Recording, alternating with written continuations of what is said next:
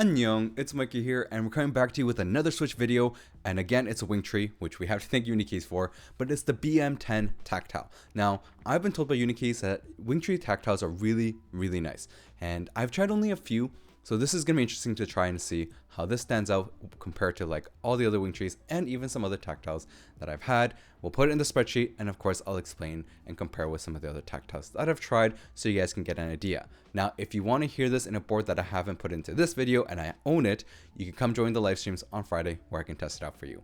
But let's go straight into the sound test, and please make sure to like and subscribe. Now, introducing the Wingtree BM10. Now, this is a tactile switch, and I'm kind of curious how this is going to sound. With the Yoop stem, should be a little bit thockier, but let's hear it.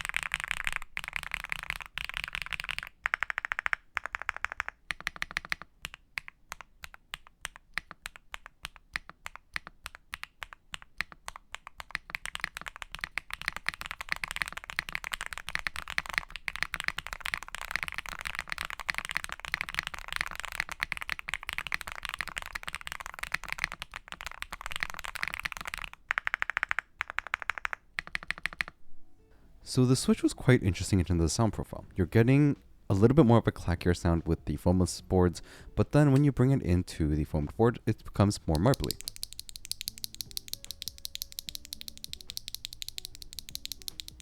So overall, I'm quite impressed with the tactile bump. It's kind of like the Type Rs. Now, the travel-wise, so we're going from 17.8 all the way down to 14.6, which is 3.2 millimeter travel, which is going to be very close to what the travel is supposed to be, which is 3.3 millimeters, but we're looking at 3.2 with our measurements. Now, time to open up the switch itself just to see everything inside, and of course like the stock lubing and more. So overall, opening up the switch was a little bit tough with this specific tool. You really have to line it up perfectly with it, but when you use like a regular switch opener, it works pretty well. First of all, let's look at the top housing. So the top housing is going to be a PC top with a light diffuser. Now, this switch itself, the color wise, I'm curious how it's going to affect the backlighting. We have a little bit more of like a beigey color, and I'm curious if it will affect it. Now, the bottom housing itself, you can see here that Wingtree still does the same thing as like HMX and Keybay, which is going to be lubing the leaf where it's the connecting point from the stem, and that usually helps a lot with the stock lubing, which allows it to be a little bit much smoother. And you can even see here the rails as well are going to be slightly lubed, a little bit hard to see, but they are going to have a little bit of lubing in there.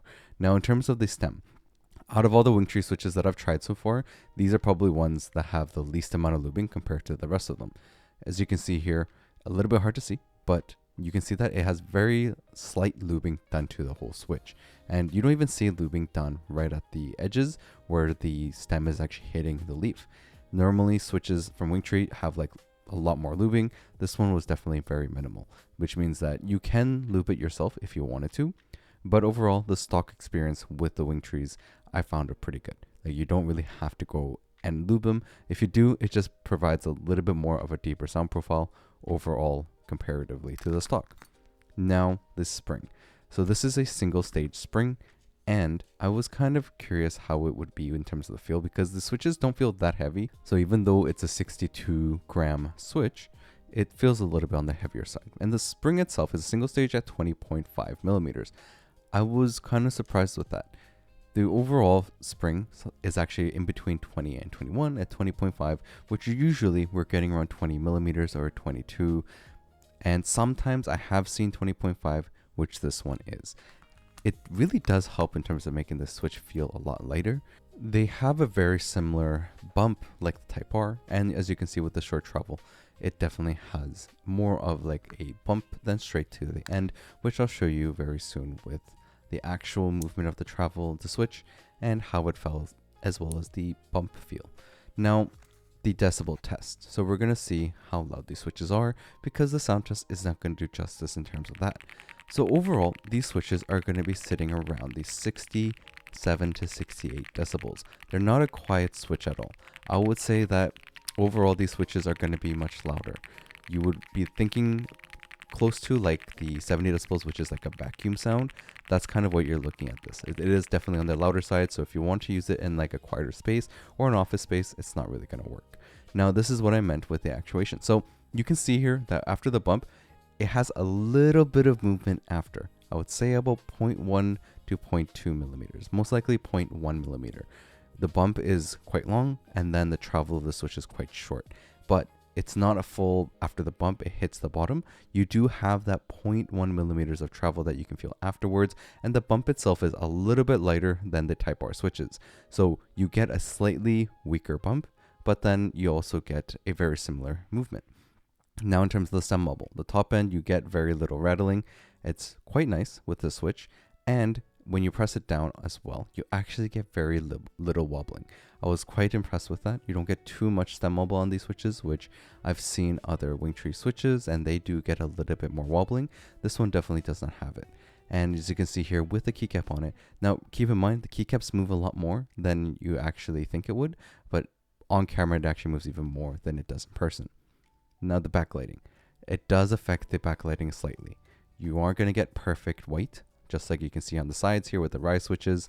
These ones will have a slight beige color that can be seen, and brightness wise, it is quite bright though.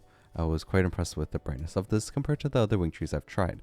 Now, this is the spreadsheet portion, so you can have access to the spreadsheet on my Discord channel. I'll have the links in the description. You can always go see and compare and see what switches you're looking for.